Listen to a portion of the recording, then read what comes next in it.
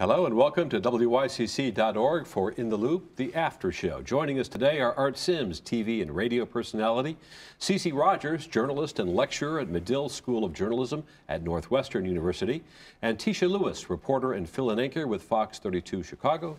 Hello, everybody. Wow. So now Chicago aldermen are talking about restricting where these medical marijuana dispensaries can be located in Chicago. And Art, they want to be more restrictive than the state. They want to maybe put them in industrial areas only. What do you think? I agree. I agree that they should not be near churches, schools, heavily populated areas because it's going to draw a lot of traffic. So I really do think that they should be placed in areas where people are able to park, do what they need to do, and handle their. That's just like you wouldn't put an adult bookstore between a church and a restaurant. You know, just weird. So I really do think it should be placed, or they should be placed strategically in the right places, but I think they should be placed. Well, Cece, there seems to be some friction between the state and the city. Alderman Burke's kind of upset about this, but the state's saying, well, we think there should be a centrally located place, maybe even downtown. Right, because we can't forget who is this marijuana for. It's for very seriously ill people.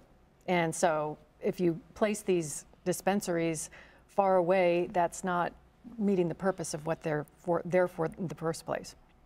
The laws here are pretty restrictive too. I mean, you have to have a certain amount of, a certain condition in order to get your card to be able to buy this in the first place. Would this be like putting a Walgreens downtown, or do you think the public sees it much differently?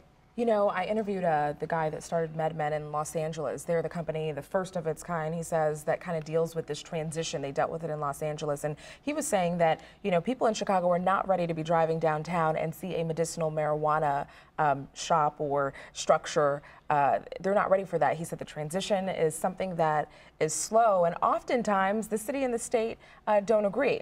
The people who are using this are people with severe illnesses. So you have to look at it as a pharmacy. Do you go to the pharmacy in a manufacturing or industrial area? No, you don't. You go right downtown to your neighborhood pharmacy. So there's a lot of different arguments with But this then one. I think they need to be, if they're going to be downtown, they need to be discreetly placed downtown. Let's look at like a major high-rise building and you're renting a suite there. Okay, these people are sick.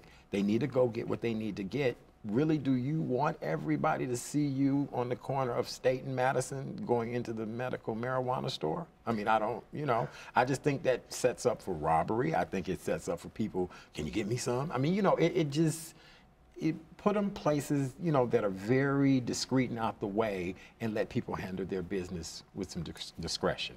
It started in every other state, medical marijuana as the first step, and now we're seeing in places like Colorado and Oregon and California, it's turned into recreational marijuana. Is that inevitable?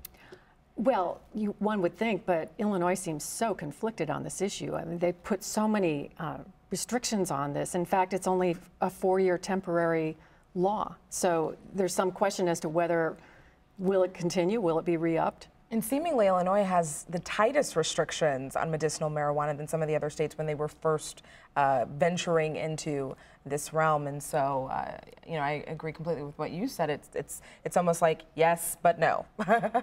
It's one of the things people have to decide when they want to move to Chicago or leave Chicago. We just saw a story in Crain's quoting census figures saying that during the recession, highly educated and wealthier Chicagoans were leaving, more than 10,000. And that kind of flies in the face of what we're hearing about all this effort to bring new jobs into Chicago. It sure does fly in the face, but the numbers don't lie in this case. And in fact, the population of the city of Chicago fell something like 7% between 2000 and 2010. If you look at the United Van Lines Index, it's one indicator of where people are moving. Illinois is number 2 in terms of states where people are moving out. So what I thought was interesting about the Crain story is that it appears to be a brain drain on top of just people moving out. And that's concerning, and it does directly conflict with what we're hearing from the city officials. You wonder if it's the weather, is it the taxes, is it the fact that people who, maybe live in a city, have children and move to a suburb or move someplace else? Well, I'm going to speak on behalf of the highly educated yet financially challenged. I have quite a few friends who just packed it all up and are gone.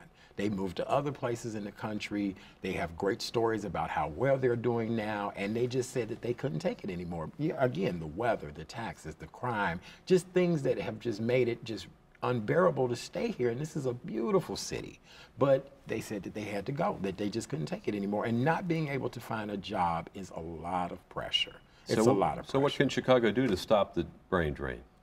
Talk to Mother Nature. Tell her to rid us of these polar vortexes. Well, you see, she changed it this evening, but you know, it's still a mess. I mean, you know, well, so. There was an outflow after the 1979 snowstorms, so maybe we will see a little bit more of an outflow. But clearly, the city and the state have been very remiss in terms of just the finances and taxes, and it's an increasing burden. Then you look at the parking meters, and we can go on and on, but we're running out of time. So thank you. Art Sims, Cece Rogers, and Tisha Lewis, thank you very much. Until next time, goodbye. Goodbye.